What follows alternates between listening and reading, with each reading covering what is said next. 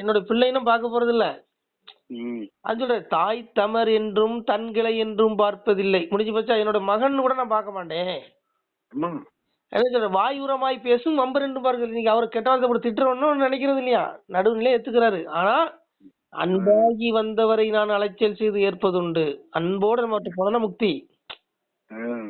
என்ன சொல்றாரு, அன்பாகி வந்தவரை நான் அலைச்சல் செய்து ஏற்பதுண்டு, வம்பான மாற்றானை நான் வளர்த்தே அறுப்பதுண்டு. வான ஆகாய அளவுல வளர விடுவாராம். நல்லா இருப்பானா பூமியில, சுகபோகமா இருப்பானா, ஆஸ்தி வஸ்திரம் ஆள் பலம் பணபலம் எல்லாம் இருக்குமா. ஆனா ஆகாய அளவுல வளர விட்டு அடியில அறுத்து என்ன பண்ணுவாராம், நரகத்துல கொண்டு போட்டுருவாராம். போட்டுட்டு புழு விலங்கு பறவை மீனா பறப்பான், ஆடா பறப்பான், மாடா பறப்பான், கோழி பண்ணி எத்தனை பேர் லட்சக்கணக்கான பறவை கொடுத்து கொடுத்து கொள்ளுவாராம். ஜி நம்மளாம் பயன்படுத்திக்கணும் ஜி இந்த மனித பிறவிய. ஏன்னா எப்ப வேணாலும் உடம்பு விட்டு உயிர் வெளியே போலாம் இல்லையா? என்ன நினைச்சாலும் சரி, கடவுளே முக்திக்கு போயிடலாமா. எனக்கு அந்த ஏக்கம் தான் வந்துட்டு, எந்த நினைவும் இல்ல. அப்பா அம்மா அண்ணன் தம்பி உற்றார் எந்த பாசமும் எனக்கு இப்ப கிடையவே கிடையாது. நீங்க தப்பா நினைச்சுக்காதீங்க. எனக்கு அந்த உறவு கடைசி பிறவி இருக்கிறவங்க எல்லாருமே இப்படிதான். எனக்கும் இது கடைசி பிறவி தான். கண்டிப்பா எனக்கு எந்த உறவும் கிடையாது. நீங்க என்ன நினைச்சுக்கீங்க, எல்லாமே நடை பின்னம் தான். ஏன்னா நான் ஒருத்தரை உடலா பாக்குறது ஆத்மா தான் பாக்குறேன். ஏன்னா இது என்ன ஒண்ணும் கிடையாது. போட்டு எப்ப வேணாலும் அந்த கூட்டுல இருந்து ஆத்மா வெளியே போலாம். போனா முடிஞ்சு போச்சு. நான் ஒரே நாள்ல புழு வச்சிரும். அழகா இருக்குன்னு வர்ணிக்கிறோம், அந்த அழகுல என்ன பண்ணுவோம், 2 நாள்ல புழு வெளியே வந்துடும். அத்தப்படி கிட்ட போக முடியுமா? இது மயக்கம், இது காதல் மயக்கம், அந்த மயக்கம், காம மயக்கம், எல்லா மாய்மால மயக்கமும் வந்துருது இல்லையா? இதான் சாமி சொல்லுவாரு, பாசம் வெறுத்தளவோ மக்கா பரகதியை நாடுவது. பாசத்தை வெறுத்துருங்கிறாரு. அண்ணன் தம்பி பொண்டாட்டி புள்ள குட்டி உறவு அத்தனையும் அறுத்துருங்கிறாரு. உறவே இருக்கு விட்டுட்டு வான்னு சொல்லல. அவர்கள் எப்ப வேணாலும் அவர்கள் விதி முடிஞ்சு கர்ம வினை முடிஞ்சாலும் போயிருவாங்க டாட்டா கட்டிட்டு. அதனால அவங்களுக்கு நீ என்ன சொல்லணும், அவங்க முக்திக்குள்ள வழி கட்டுறன்னு சாமி சொல்றாரு.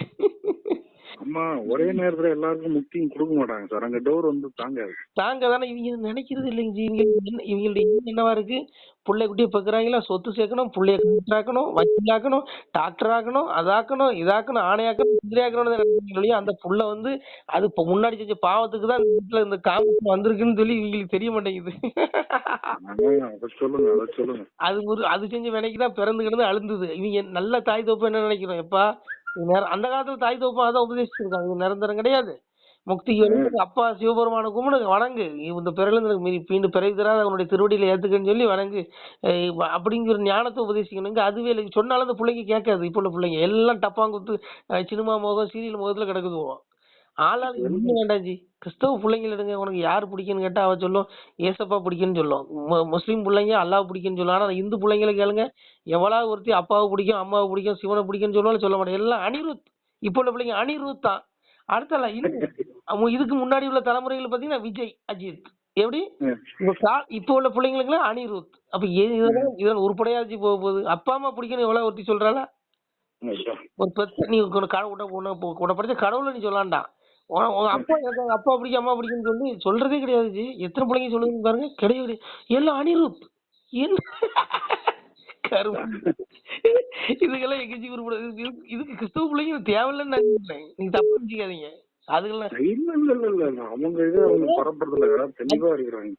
அது மதத்துல இவ்வளவுதான் மதவரியா கடவுளை பிடிக்குன்னு சொல்றாள், அவளை ஏத்துக்கலாம். முஸ்லீம் பிள்ளைங்க பிடிக்கும் ஏத்துக்கலாம். போ, இதுக்கு சொல்ல மாட்டேங்குது ஜி.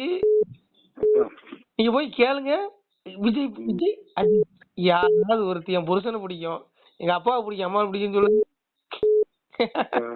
அதுதான் மாதாபிதா குரு சொல்றாங்க. அது எப்போ இதை உடைச்சாங்க? Education system குருகுலத்தை உடைச்சாங்க. அதுல இருந்தானே இந்த மாதிரி வந்தது. எல்லாம் சினிமா முகத்துல கிடக்குதுங்க. இதெல்லாம் எங்க உருப்பட போகுதுங்க? இதெல்லாம் ரொம்ப கஷ்டத்துக்கு முன்னாடி கண்டுபிடிச்சாங்க. இதெல்லாம் எங்க போய் முடிய போகுதுங்க. அதனால எனக்கு பயமா இருக்குது. ஒரு சீக்கு அந்த உடம்பு இந்த உயிர் வெளியே போயிடும். ஒரு சீக்கு தான். இதுல இருந்துகிட்டு நான் பெரியவன் நீ பெரிய ஐயா சொல்லுவாரு, வைகுண்டத்தை சாமி சொல்லுவாரு, நீ பெரியது நான் பெரியது நிச்சயங்கள் பார்ப்போம் என்று வான் பெருந்தென்று அறியாமல் மால்வார் வீண் வேதமுள்ளோர். ஏமதம் தான் பெருசுன்னு ஒருத்தன் சொல்றான். அவன் ஏமதம் தான் பெருசுங்க. ஒருத்தன் நான் தான் உண்மையான கடவுளை கும்பிடுறாங்க, அங்க ஒருத்தன் நாங்க தான் உண்மையான கடவுளை கும்பிடுறேங்கிற சண்டை நடக்கா இல்லையா? சாமி அதான் கலியுகத்தோட நீதியாச்சு. அதான் சாமி சொல்றாரு, நீ பெரிது நான் பெரிது நிச்சயங்கள் பார்ப்போம் என்று வான் பெரிதென்று அறியாமல் மால்வார் வீண் வேதம் உள்ளோர். அடுத்த வரியில சொல்றாரு, ஒரு வேதம் தொப்பி மக்கா உலகமெல்லாம் போடிய தொப்பி யார் போடுறா? நான் அதை எந்த மதம் சொல்லக்கூடாது, பிரச்சனையாகி போயிடும். ஆமா. சாமி வைகுண்டநாதர் தெளிவா சொல்லியிருக்காரு, கலியுகத்துல இது நடக்கினார். ஒரு வேதம் தொப்பி மக்கா உலகமெல்லாம் போடி என்பான், மற்றொரு வேதம் சிலுவை மக்கா வையமெல்லாம் போடி என்பான். அத்தருதி வேதம், இந்த இடையில கலியுகத்தில் தோன்ற ஒன்று ரெண்டு மத குருமார்கள் வச்சுட்டு ஒரு மதம் தெரியுது, இந்த லிங்காயத்து அதுன்னு ஒண்ணு எடுத்துட்டு போறாங்க பாருங்க, ஒரு குருமார் பாடி எங்களுக்கு தனியா வேணும்னு. இவங்களையும் சொல்றாரு, அத்தருதி வேதம் அவன் சவுக்கம் போடி என்பான், குற்றம் உரைப்பான் கொடும் வேதக்காரன் இவன், உனக்கு எனக்கு என்றேதான் ஒன்றிலும் கைகோணாமல் உறுதி அழிந்து குறுகி வழி முட்டி குறை நோவு கொண்டு மருகி தவித்து மால்வார் வீண் வேதம் உள்ளவருக்கு விளக்கம் கொடுக்க முடியாது. கொடுத்தா என்ன செருப்பால் அடிக்க, நாளைக்கு எனக்கு எதிராக போர்க்கொடி தூக்கிடுவாங்க. நான் சொல்லல, இவன் எவனுக்கு முக்திக்கு போக முடியாதுன்றாரு. முக்தி வேணுமா அப்பாவை கும்பிடுங்க, சிவனை பிடிங்க, அப்பா தான் முக்தி கொடுக்க முடியும், வேற யாரும் முக்தி கொடுக்க முடியாது. அது சொன்ன வேலை தானே இந்த மாயெல்லாம் திருந்த சொன்னேன்னு வைங்க, நாளைக்கு நம்ம கிட்ட ஏறிட்டு வந்துருவாங்க மல்லு கட்டிக்கிட்டு உண்மையை சொன்னா. அதனால நமக்கு எவனே கெடுக்கிட்டு போறான், தேவையில்ல. ஆனா ஒண்ணு, எல்லா மதத்துக்காரனும் அவன் சமய நம்பிக்கையில கரெக்டா தான் இருக்கான், தெளிவா இருக்கான், அதுல பற்றோட வேரூண்டி இருக்கான். ஆனா நம்ம பிள்ளைங்க தான் தடமாறி போகுது, இந்து பிள்ளைங்க தான். இதான் நினைக்கும் போது வேதனையா இருக்குது. இவனுக்கு ஏதாவது பண்ணணும் சார், ஏதாவது பண்ணணும். என்னத்த பண்ணுச்சு, என்ன பண்ணாலும் கேட்க மாட்டேங்கிறான். இவனுக்குன்னு ஒரு கட்டுப்பாடும் கிடையாது, ஒன்றும் கிடையாது. அவன் ஞாயிற்றுக்கிழமையான சர்ச்சுக்கு போறான், இவன் வெள்ளிக்கிழமையான மசூதி போறான். இவன் என்னைக்காவது போறான்னா இவனுக்கு ஏதாவது தேவைன்னா அங்க போய் கோயிலுக்கு போவான். கோயிலுக்கு காது குத்துறது, கிடா வெட்டி திங்குறது, தேவைன்னா போறது. அதுவும் எவனா ஒருத்தர் ஏதாவது வீட்டுல ஏதாவது ஒரு விதி முடிஞ்சு எவனா செத்து போயிட்டான்னு வைங்க, அங்க இருந்து எவனா வந்து மத மாத்திரைக்கு வந்து, ஏப்பா நீ சாத்தான கும்பிட்ட அதனாலதான் உன் வீட்டுல இளவு விழுந்துட்டு இங்க வா நாங்க காப்பாத்துறாருன்னு சொன்னா அப்படியே மதம் மாறி போயிடுறான். ஏன்னா அங்க போனா இளவு விழாதா? ரொம்ப வேதனையா இருக்குது. நீங்க அப்படித்தானே இருக்காங்க. உண்மைதான். திருந்த சரியான குருமார்கள் இல்லாததுனாலதானே சார் இது. ஜி குருமார்கள் இருந்தாலும் இவன் கேட்க மாட்டான் ஜி. நீங்க நினைக்கிற மாதிரி இல்ல. இன்றைக்கு எத்தனையோ கோயில்கள்ல ஐயர்கள்லாம் உபதேசம் பண்ண ஆரம்பிச்சிட்டாங்க, ஏன்னா தர்மம் அழிவு தெரியுது. ஆனா அவங்க சொல்ல கேட்கறதுக்கு ஆள் இல்ல. சாமி சொல்லுவாரு, நீதம் கேட்க மனிதர் இல்லைனாரு, நீதத்தை சொன்னா கேட்க மாட்டான்னாரு. ராஜ நீதம் மனு நீதம் 3 நீதம் உண்டுச்சு. அந்த 3 நீதம் கடைபிடிக்கப்பட்டால் மும்மாரி மழை பெய்யும். ரைட்டா? அத சாமி சொல்லிட்டாரு, 3 நீதமும் கடைபிடிக்கான்னு சொல்றாரு. ராஜ நெறி நீதம் ராஜ்யத்தில் காணாது, அரசாங்கம் ஒழுக்கம் கட்டு நாசமா ஆட்சியாளர்கள் போயிருவான் திருடுவான்னாரு. ரைட்டா? மைனறிய பெண்ணார் மனு நீதம் காணாது. முடிஞ்சு போச்சு. பொம்பளை என்ன பண்ணுவா, புருஷனை கொள்றவா எத்தனை பேர் இருக்கா இன்னைக்கு? கற்பு நீதம் இருக்குதா? நான் சொல்லல, சாமி சொல்லுது. அதுக்கு பிள்ளைங்க வைக்கிறோம். சாமி சொல்ற, ராஜ நெறி நீதம் ராஜ்யத்தில் காணாது, மைனறிய பெண்ணார் மனு நீதம் காணாது. அப்புறம் சொல்றது, தெய்வ நிலைமை தேசம் காணாது, நாசமா போச்சு. அப்புறம் தெய்வ நீதம் எப்படி வரும்? இந்த 2 நீதம் ஒழுக்கம் கடைபிடிக்கப்பட்டா தெய்வத்தோட ரட்சிப்பு பூமியில இறங்கி வந்து மும்மாறி மழை பெய்யும். வேதம் ஓதிய வேதியர் கோர்மலை, நீதிமன்ற நெறினு கோர்மலை, மாதர் கற்புடைய மங்கையர் கோர்மலை அப்படின்னு மும்மாறி மழை பெய்யும். அன்னைக்கு மும்மாரி மழை பெய்யுதா சொல்லுங்க? எந்த மழை சீசன்ல அழிக்கிறதுக்கு தான் மழை பெய்யுது. வெள்ளாம அங்க ஒரு நாள் வந்து அழிச்சிட்டு போயிருது. என்ன காரணம்? எதுவுமே ஒழுக்கம் இல்ல, எல்லாம் தலைகீழ ஆயிப்போச்சு. ரைட்டா? மனசுல வந்து ஒரு ஆடவன் ஆண் அழகுன்னு சொல்லி ஒரு பெண் மனசுல நினைச்சாலே கற்பு முடிஞ்சிடும் நம்ம சாஸ்திரம் சொல்லுது, இந்து தர்மம் சொல்லுது. அடுத்தவங்க கிட்ட போய் சல்லாபம் கொள்ள வேண்டாம், மனசுல நினைச்சாலே முடிஞ்சு போச்சுங்குது. நம்ம மாரியம்மன் வரலாறு அதானஜி. அழகா இருக்கான்னு நினைச்சு கந்தர்வம் மேல போறான், தாய் அழகா இருக்கான்னு நினைச்ச உடனே அதுக்கு முன்னாடி அந்த பச்சை மண்ணுல பானை செஞ்சு தண்ணி எடுத்துட்டு வருவாளாம். அந்த கற்பு நீதத்தினால அந்த பானை உடையாம இருந்திருக்குது. அந்த அழகா இருக்கான்னு சொன்ன நினைச்ச உடனே அந்த கற்பு நீதம் போச்சு. அங்க பானை என்ன மண்ணுல பானை செய்ய முடியல. அதே மாதிரிதான் சிவனுக்கு பணிவிடை செஞ்ச சப்தகன்னி மாதர்கள் 7 பேரு, அவங்க வந்து என்ன பண்றாங்க, கங்கை நீரை என்ன பண்ணுவாங்களாம், கங்கையில குளிச்சுட்டு அந்த நீரை வந்து கையில எடுக்கும் போது ஐஸ் கட்டியா மாறிடுமா, பனிக்கட்டியா மாறி கொண்டு போய் டெய்லி சிவனோட தலையில வந்து என்ன பண்ணுவாங்களாம், டெய்லி அபிஷேகம் பண்றதா சப்தகன்னி மாதர்களோட வேலை. கங்கையில ஒரு நாள் என்ன பண்றாரு, பெருமாள் வந்து தீர்த்த நாளா கிடக்குறாரு. எங்க அவங்க விறகு கட்டையா இந்த அந்த கங்கை கரையில கிடக்குறாரு, தீர்த்த நாளா பயம்பரமா கிடக்குறாரு. எதுக்குன்னா இவங்களுடைய கற்ப சோதிக்கிறதுக்கு சாமி இருக்கிறாரு. இவங்க என்ன பண்றாங்க, இவங்க வர்ணனை கூப்பிட்டு கட்டளையிட்டாரு. வர்ணனை வந்து மழை பெய்யறா, அவங்களுக்கு குளிர உண்டு பண்றாரு. வாயு கூப்பிட்டு அவனுக்கு குளிர உண்டு பண்ணி நீ மழை பெய்யுன்னு சொல்லி 2 பேரும் கட்டளை 2 பேரும் வர்றாங்க. மழை பெய்யறா, வாயு வீசுது, சில அவங்க கொண்டு குளிர் உண்டாகுது, விரையில் உண்டானோன்னு இவங்க என்ன பண்றாங்க, பெருமாள் அங்க கொல்லிக்கட்டே கிடக்காரு சாமி. இவங்க இவங்க குளிர் உண்டா என்ன பண்ணுவாங்க, கொல்லிக்கட்டை நினைச்சு போய் அணைச்சிட்டாங்க. கடந்தது 80 ரூபாய் நாராயணன் கருப்பு போச்சு. அச்சோ சிவா. இவங்க என்ன பண்றாங்க, அதாவது ரிஷி கர்ப்பர் ஆத்தாங்க சாமி உடனே ஏழு பிள்ளைங்க பிறகுது. ஏழை என்ன பண்றாங்க, கங்கை கரையிலே போட்டு ஓடுறாங்க. ஐயோ நம்ம வர தீ நெருப்பு தானப்பா அணைச்சவங்க குழந்தை பிறந்துட்டு சொல்லி பயந்து ஓடுறாங்க போட்டுட்டு. குழந்தையால போட்டுட்டு போயாச்சு ரைட்டா. போய் சிவனுக்கு பணியோட பண்ணு சொல்லி கங்கையில ஜலத்தை திரட்டுறாங்க, வரமாட்டேங்கி முடிஞ்சா. தெரியாம செஞ்சதுக்கே முடிஞ்சு அவுட்டு. அந்த அந்த 7 சப்தகனி மாதர்களோட பிள்ளைகள் தான் இன்றைக்கு இனி தர்மயுக ராஜ்யத்துல வரும். புரியுதா? இந்த கலியுகம் இதெல்லாம் அழிஞ்சு தர்மயுகத்துல அவங்க ஆளுவாங்க. அவ்வளவுதான். அவங்க வரும்போது நல்லவங்க மட்டும் இருப்பாங்க. அது வரைக்கும் இந்த கர்மாந்திரம் எல்லாம் அனுபவிச்சு தான் ஆகணும். இதெல்லாம் நடந்தே தீரும். யாராலையும் ஒண்ணும் பண்ண முடியாது. இந்த வாய்ப்பை பயன்படுத்திக்கிடணும். எப்படியாவது முக்திக்கு வழி தேடணும். எனக்கெல்லாம் பயமா இருக்கு. நீங்க என்ன நினைச்சீங்கன்னா சரி, எனக்கு எப்ப வேணாலும் உயிர் இந்த உடம்புல வெளியே போலாம். உண்மைதான். எனக்கும் அதே பயம்தான் எனக்கும்.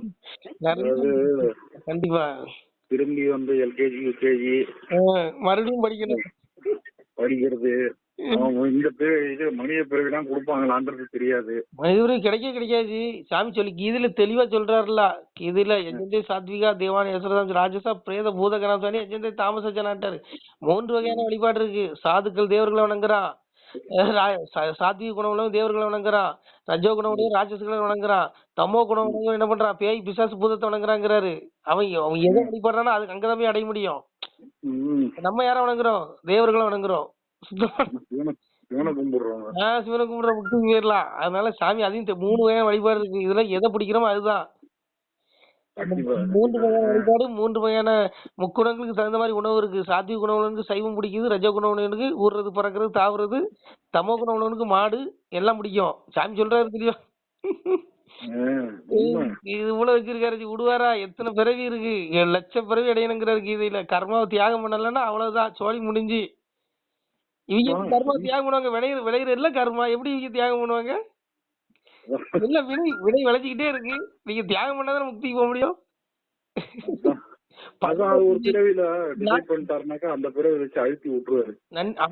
நானே உபதேசம் பண்றேன். நான் ஒழுக்கமா இருக்கணும்ல, எனக்கே பயமா இருக்கு.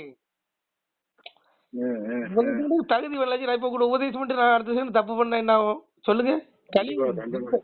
என்ன வேணா நடக்கலாம். சாமி அதையும் சொல்றாரு, மெய் பேச வேண்டும் என்று மேவி மிக இருந்தாலும் மக்கா பொய் பேச புத்தி பொழியும் உடனே வாளாயுதத்தாலே வாய்த்தக்கனை அம்பாலை பாலா கேட்டாலும் படாதே கலியேங்கிறாரு. 6 பிறவி அழித்து நீரு போல் என்னதுக்கான நெருக்கடி வகையில். அதாவது 6 பிறவிலும் அசுரனா வந்தான். யாரு அசுரன்? யாரு அரக்கன்?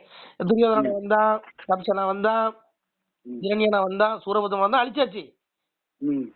கலியுகத்துல எப்படி இருக்கானா, மாய் மாலை என்னமா இருக்கானா, எப்படி அழிக்க முடியும்? எல்லாரும் கிருதியத்துல இருக்கான். நம்ம உண்மையா பேசுறதுனால நம்மள தப்பு வச்சிருவாங்கிறாரு. மெய் பேச மெய் பொய் பேச புத்தி பொழி. நீங்க உண்மையா பேச நீங்க இருப்பீங்க. ஆனா களி என்ன பண்ணுவானா, களி உங்களுக்கு பொய் பேச வச்சிருவாங்க. அதுதான் பயமா இருக்கு. எப்படி முக்திக்கு வருது? நீங்க அதெல்லாம் யுக தர்மம் காட்டாறு மாதிரி, காட்டாறு எதிர்த்து போக முடியாது. அதுதான் ஜி பயமா இருக்கு. நீங்க என்ன நினைச்சுக்கலாம் சரி, களியை எப்படி நம்ம எவ்வளவுதான் நம்ம முயற்சி பண்ணாலும் களியை ஆட்கொண்டுலானே பயமா இருக்கு சார். அது காட்டாரை இழுத்து போக முடியாது. ஆனா நீங்க காட்டார சேஃபா போகணும்னா ஒரு கட்ட மாதிரி ஏதாவது வரும். அதுதான் கடவுள் பக்தி, இறை நம்பிக்கை. உண்மைஜி. சாமி அதையும் சொல்றாரு, காளி வெள்ளம் வருகுதப்பா கப்பல் செய்து வைத்திடுங்கன்னாரு. எல்லாம் போச்சு நந்துட்டு. நம்ம கப்பல் ஏறி கடை கற வேண்டியது. அந்த பெரிய கடல்ல இருந்து எப்படி விடுபடுறனே தெரியலையே ஜி, பயமா இருக்கு. ஏன்னா எந்த எந்த எப்படி சொல்றது, ஞானத்துல நம்ம இந்த ஆன்மீக லைன்ல வந்ததுக்கு அப்புறம் தான் பயமா இருக்கு. அப்படி அதுக்கு முன்னாடி நமக்கு எதுவுமே தெரியாது. ஏதோ அப்படின்னு போயிடும். இதுல வந்ததுக்கு அப்புறம் ஒவ்வொன்றும் யோசனை பண்ண வேண்டி இருக்கு. சார் இப்போ இந்த எண்ணம் வந்துருச்சுல்ல, இனிமே நீங்க எடுக்கிற முடிவு எல்லாமே ரொம்ப தெளிவா இருக்கும் பாருங்க. கண்டிப்பா பயமா இருக்கு. தெளிவா இருக்கு இல்லையோ? இல்ல இந்த எண்ணம் கொடுக்கறதே இறைவன் தான். கண்டிப்பா ஜி, நமச்சிவாய. இந்த எண்ணம் கொடுக்கறதே இறைவன் தான். அதனால நீங்க அதை டெய்லி உங்களால முடிஞ்சது நீங்க கையால எறும்பு இருக்குல்ல. ஆமாங்க ஜி. எறும்பு போய் ஒரு பிடி அரிசி போட்டுவாங்க. எங்க ஜி எறும்பு வீட்டுக்குள்ள வந்தா எறும்பு போடுற போட்டெல்லாம் ஜி கொண்டுட்டு இருக்கோம்.